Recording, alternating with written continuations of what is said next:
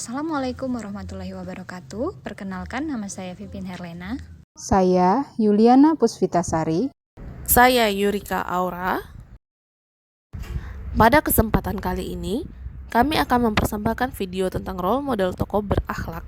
Tokoh yang akan kami jadikan role model adalah Jenderal Polisi Dr. Andes Sugeng Imam Santoso, Kepala Kepolisian Negara Republik Indonesia kelima. Jenderal Polisi Dr. Andes Sugeng Imam Santoso lahir di Pekalongan pada 14 Oktober 1921, adalah tokoh kepolisian Indonesia yang pernah menjabat sebagai Kepala Kepolisian Negara Republik Indonesia kelima.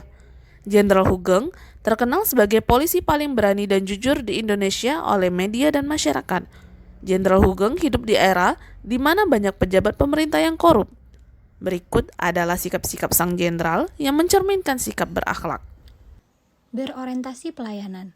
Adapun beberapa sikap dari Jenderal Sugeng yang mencerminkan berorientasi pelayanan yaitu: tidak peduli dengan jabatannya sebagai Kapolri, Jenderal Sugeng pernah mengatur lalu lintas ketika terjadi kemacetan.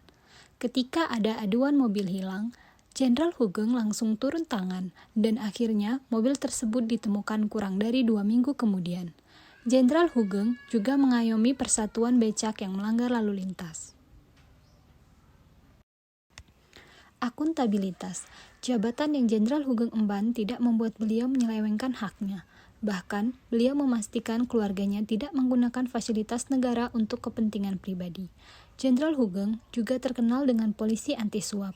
Salah satu contoh penolakan suap oleh Jenderal Sugeng yaitu pada saat beliau bertugas di Medan, beliau menolak suap dari pengusaha Medan melalui pemberian perabotan rumah tangga.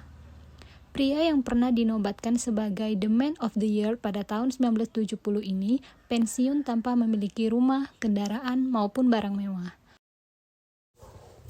Kompeten, melaksanakan tugas dengan kualitas terbaik. Pada tahun 1950, Pak Sugeng mengikuti kursus orientasi di Provost Marshal General School Amerika Serikat. Dari situ, beliau menjabat sebagai Kepala DPKN Kantor Polisi Jawa Timur di Surabaya. Lalu, beliau menjadi Kepala Bagian Reses Kriminal Kantor Polisi Sumatera Utara di Medan. Beliau kemudian mengikuti pendidikan Brimob dan menjadi seorang staf Direktorat 2 Mabes Kepolisian Negara, Kepala Jawatan Imigrasi, Menteri Iuran Negara, dan menjadi Sekretaris Kabinet Inti pada tahun 1966. Pada tanggal 5 Mei tahun 1968, Pak Sugeng diangkat menjadi Kepala Kepolisian Negara Republik Indonesia yang kelima. Atas semua pengabdiannya kepada negara, Bapak Sugeng telah menerima sejumlah tanda jasa baik di dalam maupun di luar negeri. Adapun di antaranya yaitu Bintang Mahaputra Utama, Bintang Dharma, Bintang Gerilya, dan masih banyak penghargaan lainnya. Nilai harmonis yang dapat kita teladani dari sosok Jenderal Sugeng ditunjukkan dengan sikapnya yang suka menolong orang lain tanpa melihat latar belakangnya. Beliau juga sangat peduli kepada masyarakat dan anak buahnya. Dalam rangka membangun lingkungan kerja yang kondusif, Jenderal Sugeng membersihkan anak buahnya dari praktik kotor dengan menegakkan kejujuran dan integritas. Saat sudah menjadi Kapolri pun dengan pangkat Jenderal Bintang 4, Pak Sugeng masih turun tangan mengatur lalu lintas di perempatan. Pak Sugeng berpendapat bahwa tugas seorang polisi adalah pelayan masyarakat. Mulai dari pangkat terendah sampai pangkat tertinggi, tugas polisi adalah mengayomi masyarakat. Selanjutnya, core value loyal dari Jenderal Sugeng Imam Santoso yang dapat kita teladani terlihat saat beliau ditugaskan sebagai Kepala Reses Kriminal di Sumatera Utara pada tahun 1956.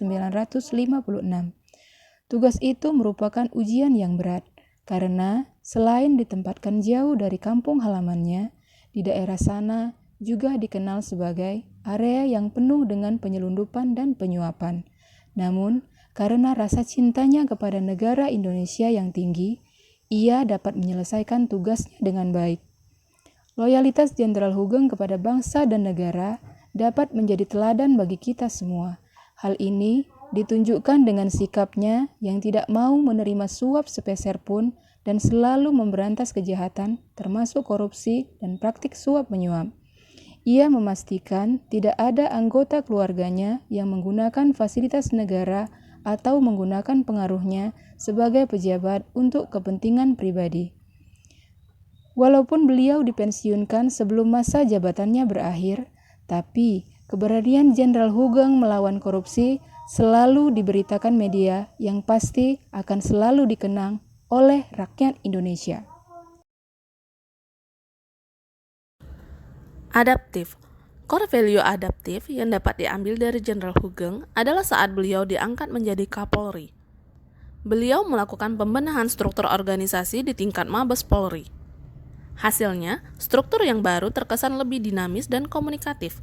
Selain itu, pada saat menjabat, beliau juga mengeluarkan kebijakan pertama soal prosedur keamanan bagi pengendara sepeda motor di Indonesia pada tahun 1970, yaitu kebijakan menggunakan helm bagi pengendara sepeda motor. Jenderal Hugeng pun berprinsip bahwa Polri harus melakukan langkah antisipatif menyesuaikan perkembangan zaman karena meningkatnya jumlah pemotor dari tahun ke tahun. Kolaboratif.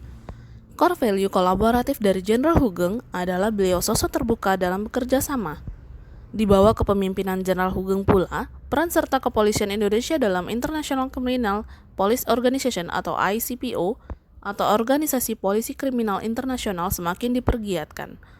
Untuk itu, dibukalah Sekretariat Nasional Central Bureau atau NCB atau Biro Pusat Nasional Interpol di Jakarta. Melalui badan ini, proses penanganan masalah kejahatan internasional dapat dilakukan dengan kerjasama antar negara.